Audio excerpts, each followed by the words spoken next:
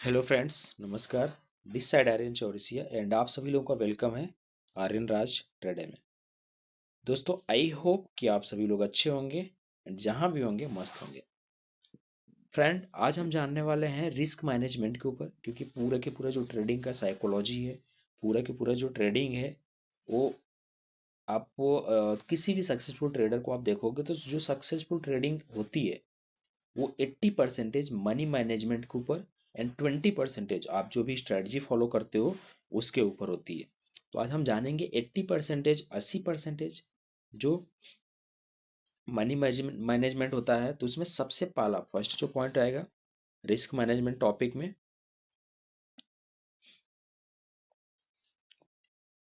First point है friends, stop loss.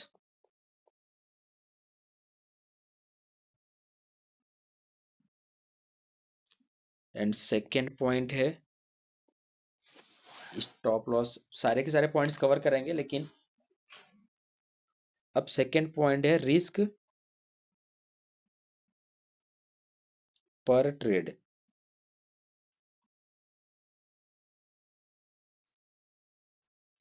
And third point है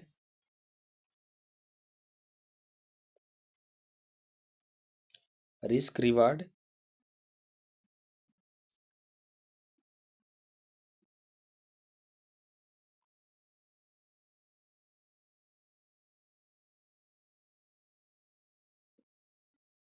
risk reward ratio. And fourth है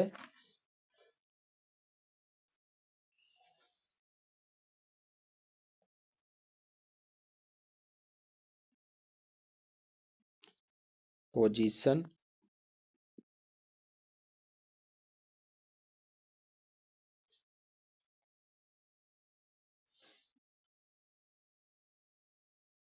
position size. And जो fifth है trade with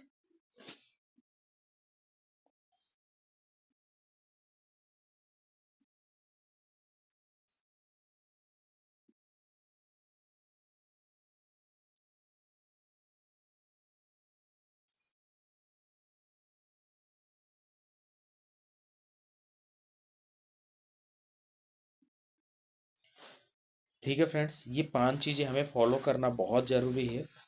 अब stop loss risk पर trade, risk reward ratio, position size and trade with strategy. Friends, सबसे पहले हमें stop loss को समझना होगा। स्टॉप लॉस होता क्या है? आप सपोज आपका जो कैपिटल है वो 10,000 रुपए है और आपने टोटल 10 ट्रेड लगाई थी और हर एक ट्रेड से आपको हजार हजार रुपए का प्रॉफिट हुआ। क्लियर? आपका 10,000 का अकाउंट था और हर एक ट्रेड से आपको हजार हजार या हर एक ट्रेड से आपको सौ सौ रुपए का प्रॉफिट हुआ। मीन कि आपको 1,000 का प्रॉफिट हुआ। और आपने 11th वाली जो ट्रेड लगाई, 11वीं ट्रेड, उसमें आपने स्टॉप लॉस लगाया। और जैसे आपने स्टॉप लॉस लगाया तो वहां पे आपका स्टॉप लॉस हंट हो गया। मीन्स कि आपको 100 रुपए का नुकसान हो गया। अब आपके माइंड में एक चीज आएगा कि यार, हमने स्टॉप लॉस नहीं लगाया तो आपको 1,000 रुपए का प्रॉफिट हुआ, लेकिन आपने स्टॉप लॉस लगाया और स्टॉप लॉस हंट होने के बाद आपके डायरेक्शन में गया मार्केट। तो अब आपके माइंड में एक चीज आएगा कि हम स्टॉप लॉस नहीं लगाएंगे। लेकिन फ्रेंड्स, आप एक चीज भी समझो कि आपने मान लो 11th वाली ट्रेड लगाई, स्टॉप लॉस हंट हो गया। और फिर 12वीं ट्रेड आपने लगाई, स्टॉप लॉस नहीं लगा। और उस टाइम पे कोई भी न्यूज आ गया, या नॉन फॉर्म पेरोल वाला आ गया, या फिर इन्फ्लेशन डाटा के आ गए, या फिर रेट ऑफ इंटरेस्ट के आ गए। ठीक है? तो अब फ्रेंड्स, यदि ऐसे टाइम पे और इस सिचुएशन में आपने ध्यान नहीं दिया और अपना स्टॉप लॉस नहीं लगाया, तो आप ये समझो कि हो सकता हो कि 100, 200, 500, 1,000 पिप पॉइंट नीचे गिर जाए मार्केट। और आपका जो कैपिटल है उसमें से भी आपको नुकसान हो और आपका पूरा कैपिटल खत्म हो जाए। इसलिए जो स्टॉप लॉस है उसको ध्यान देना बहुत जरूरी है। और आपको स्टॉप लॉस लगा करके ही ट्रेड लेना है। एंड सेकेंड जो पॉइंट है स्टॉप लॉस। अब फ्रेंड एक चीज समझो, सॉरी, जो सेकेंड पॉइंट है वो रिस्क पर ट्रेड। फ्रेंड्स, यदि आपने मान लो 10,000 से ट्रेड शुरू किया है और पहले ही दिन आपने 50% का रिस्क लिया और आपका स्टॉप लॉस हिट हो गया और आपका कैपिटल फर्स्ट डे से ही आधी हो जाएगी, तो उसको कवर करना मुश्किल हो जाएगा। ठीक है? तो अब आपको क्या करना है, मान लो आपने, यदि आपने वो जो आपका स्टॉप लॉस हंट हुआ है, जो आपका माइनस हुआ है 50%, चलो आपने सहन कर लिया, बट कॉन्फिडेंस आपका डाउन हो जाएगा, और जब कॉन्फिडेंस डाउन हो जाएगा तो फिर आप क्या करोगे कि आप ट्रेड कोई भी लोगे, कॉन्फिडेंस लूज होने के बाद आपको माइनस ही होगा। क्योंकि साइकोलॉजी जो होती है, उस पर भी हम वीडियो बनाएंगे, साइकोलॉजी जो होती है वो पूरी तरह से निगेटिव नकारात्मक हो जाती है। ठीक है। अब फ्रेंड्स, आपको रिस्क कितना लेना है पर ट्रेड पे?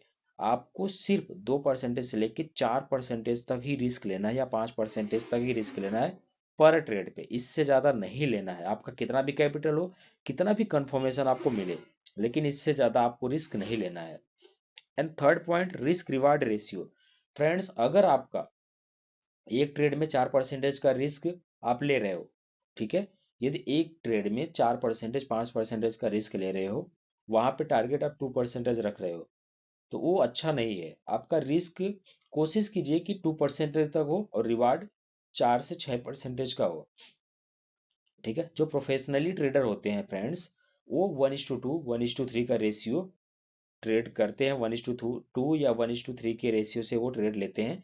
और फ्रेंड्स, कोशिश कीजिए कि जब भी आप सेटअप बिल्ड करें, जब भी आप ट्रेड एक्टिवेट करें, तो आपको सेटअप पे दिखना चाहिए कि 1:2, मिनिमम 1:2 दिख रहा है, तो ही आप वहां पे एंट्री लोगे। जब तक नहीं दिखे, या कम से कम 1:1 का रेशियो दिखना चाहिए, तब आप वहां पे ट्रेड लेना। ठीक है फ्रेंड्स। फोर्थ पॉइंट आता है पोजीशन साइज। अब पोजीशन साइज क्या होता है कि आपको अपने पोजीशन का साइज एकदम से नहीं बढ़ाना है। अगर आपने 10,000 से स्टार्ट किया है और 2,000 कमा लिया, तो आप प्रॉफिट अलग कर लीजिए, क्योंकि ये आपका प्रॉफिट है। और जब आपका अच्छा एक्सपीरियंस हो जाए, तभी लॉट साइज बढ़ाएं। पहले सीखने के पर्पज से 1 से 2 महीने, 3 महीने तक ट्रेडिंग आप जो कि करेंगे, वो छोटे लॉट साइज से करेंगे, 0.01 या 0.02 के लॉट साइज से करेंगे।